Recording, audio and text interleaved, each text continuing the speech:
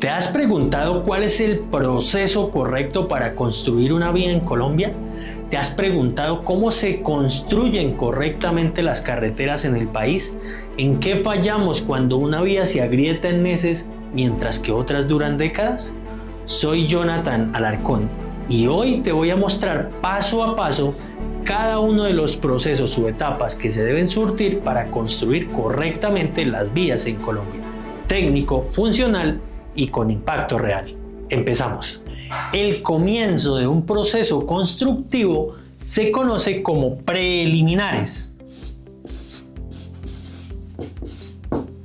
que es el conjunto de actividades que yo necesito realizar para preparar el terreno previo a la intervención de las obras que yo diseñé. Antes de iniciar cualquier avance de obra, yo debo limpiar y preparar mi terreno para iniciar con la ejecución de las actividades.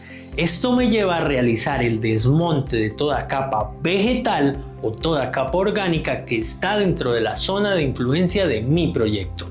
Este paso es clave sobre todo para los requisitos de proyectos de infraestructura vial, hablando de vías primarias, vías secundarias o vías terciarias. Para dar una mejor explicación gráfica de los preliminares, recordemos que en un alineamiento de intervención de una carretera, sea secundaria, terciaria o primaria, existen obras de drenaje que de pronto ya cumplieron su vida útil y por ende yo requiero demolerlas, o pueden encontrarse otro tipo de obras de drenaje que, de acuerdo con la evaluación de cada uno de los elementos y materiales que la componen, arrojen que no están en cumplimiento con las condiciones o términos de la normativa vigente. Por todo lo anterior, yo requiero también suprimir ese tipo de obras de drenaje porque no me van a garantizar una estabilidad de mi proyecto. Y como tercera medida, recordemos que los diseños geométricos lo que hacen en su gran mayoría es modificar esos alineamientos horizontales y verticales de mi carretera, en los cuales las obras de drenaje son las más afectadas. Es decir, si vemos en estos puntos, las obras de drenaje no cumplen con esos alineamientos que tiene la carretera y por todo lo anterior requieren suprimirse. Y eso es lo que engloba esas características de actividades preliminares que yo requiero intervenir. Por otra parte, los desmontes y limpiezas se dan en estas zonas donde muy seguramente existe cobertura vegetal o material vegetal que yo requiero eliminar para que no interfiera con la estructura de pavimento que yo posteriormente voy a empezar a construir o a implementar en el terreno. Las excavaciones y los rellenos se dan en esta segunda etapa por efecto de los mejoramientos de suelo que yo deba realizar o procesos de corrección de los alineamientos verticales del diseño geométrico. Recordemos que los estudios de suelos e hidráulicos son esenciales para el diseño y construcción de una carretera. Sin estos, la vía colapsará, así de claro. Entonces, como una vía tiene un alineamiento horizontal, es decir, en planta, también tiene un alineamiento vertical. Y eso lo que me va a permitir a mí, desde el componente geotécnico, es proyectar cuáles pueden ser esas posibles zonas que requieren de canjeos de materiales por una calidad de esos suelos malos que me van a requerir excavar y rellenar con materiales de mejor características para mejorar la capacidad portante de esas franjas de intervención. Otro componente importante son los alineamientos verticales por efecto del diseño geométrico. Para dibujarlo en otro color, vamos a dibujarlo en color rojo. El alineamiento vertical lo que me permite es cambiar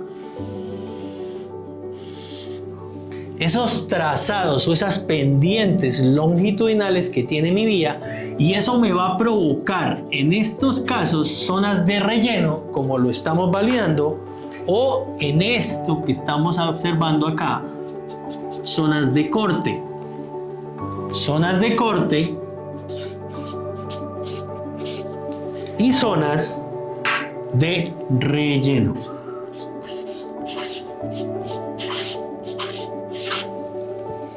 La tercera etapa se conoce como las obras de drenaje, que son ese conjunto de actividades que yo debo realizar para materializar las obras que van a permitir la circulación de los flujos hidráulicos que afectan mi carretera. Recordemos que desde lo hidrológico y lo hidráulico se analizan los diferentes factores de aguas que afectan en sentido transversal la estructura de pavimento que yo vaya a construir.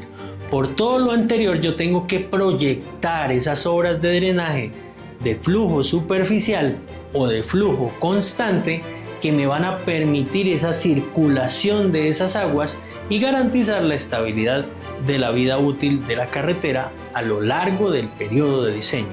Recordemos que las obras de drenaje superficial pueden ser tipo alcantarillas o tipo box culvert, y las obras de drenaje de flujo constante pueden ser box culvert de dimensiones de tamaños importantes, 3x3, 4x4, box culvert dobles, pontones o en su debido momento puentes que permiten la circulación cuando hay pasos de ríos.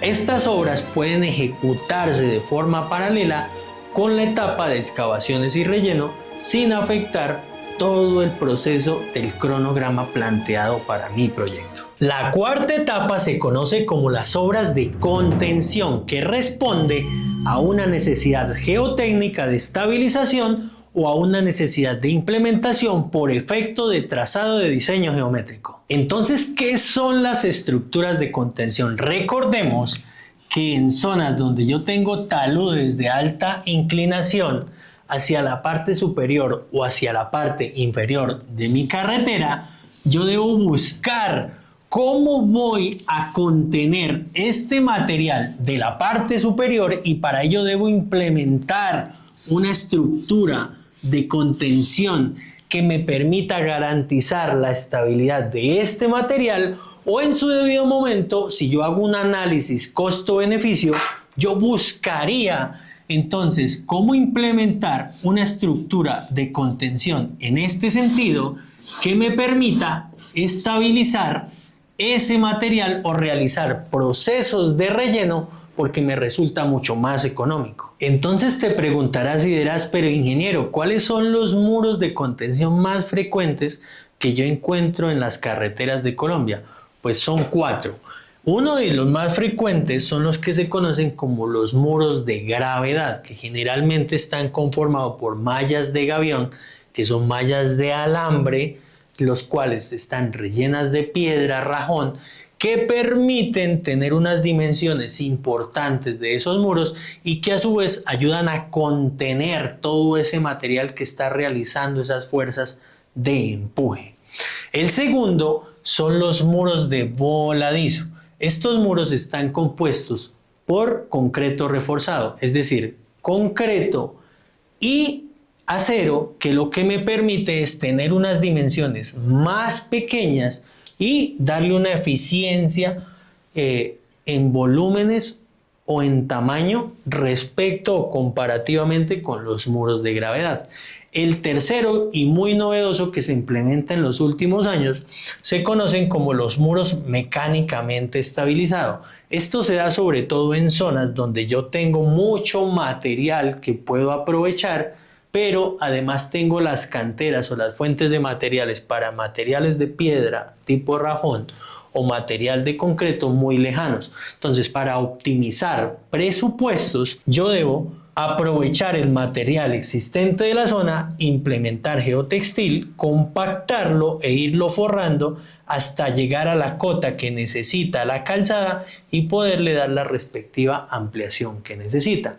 Y el último, el cuarto y muy frecuente, son las pantallas de anclaje, que lo que permite es estabilizar y contener, sobre todo en taludes de gran tamaño o en zonas inestables, ese material para siempre garantizar la circulación y garantizar la seguridad de esos vehículos y esos conductores que transitan en ese punto de intervención. La quinta etapa se conoce como la estructura de pavimento, que corresponde a ese conjunto de materiales que yo voy a implementar para mejorar el trazado de mi vía. Recordemos que una de las claves del diseño estructural de los pavimentos son los estudios de tránsito y los estudios geotécnicos que yo realicé de forma preliminar.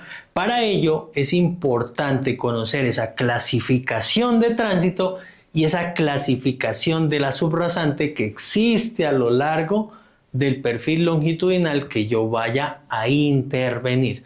Por todo lo anterior, primero tengo que analizar cuáles son esas condiciones económicas y de durabilidad que yo requiero para mi estructura de pavimento. Hay diferentes tipos de pavimento como los rígidos, los flexibles o los articulados que se dan muy seguramente en zonas urbanas o en zonas geológicas inestables que simplemente me ayudan a garantizar una circulación a X velocidad de tránsito que yo requiero en ese punto específico.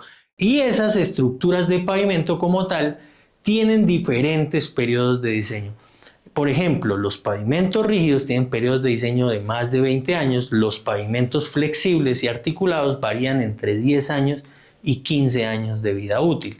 Recordemos que a lo largo de una franja de intervención de una carretera existen varias zonas homogéneas en las cuales varían las condiciones de capacidad de soporte del terreno. Recordemos que desde el componente geotécnico nosotros analizamos o obtenemos un valor importante de diseño que es el CBR. El CBR me permite entender cuál es esa clasificación de subrasante de mi carretera y en función de esa subrasante yo propongo una estructura que me permita como mínimo soportar una estabilidad de esa estructura a lo largo del periodo de diseño que acabamos de mencionar. Recordemos que la señalización salva vidas.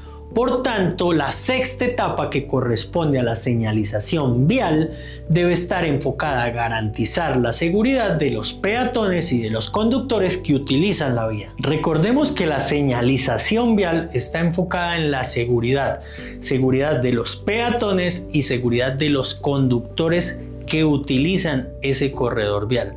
Por todo lo anterior, en los procesos constructivos de obra yo voy a encontrar señalizaciones con colores negros y naranjas que me permiten advertir a esas personas que están aproximándose a un sitio de intervención de la carretera. El segundo tipo de señal ya son las definitivas, las que encuentro normalmente cuando estoy circulando. ¿Cuáles son ellas? Las reglamentarias, las preventivas y las informativas. Las reglamentarias están demarcadas con colores blancos y rojos, que me permiten advertir al peatón que tienes que estar en cumplimiento de la normativa vigente. Las preventivas lo que me permiten como su nombre lo dice, es advertir cuál va a ser la acción que el peatón o que el conductor debe tomar en su carretera, sea girar a la derecha, girar a la izquierda, reducir la velocidad, etc. Y la última son las informativas, que están en colores azules y blancos, que me permite advertir que estoy llegando a una zona como una gasolinera, como una iglesia, a una zona donde hay cruce de ferrocarril, etc. Soy Jonathan Alarcón y esto es Ingeniería Vial de Alto Impacto.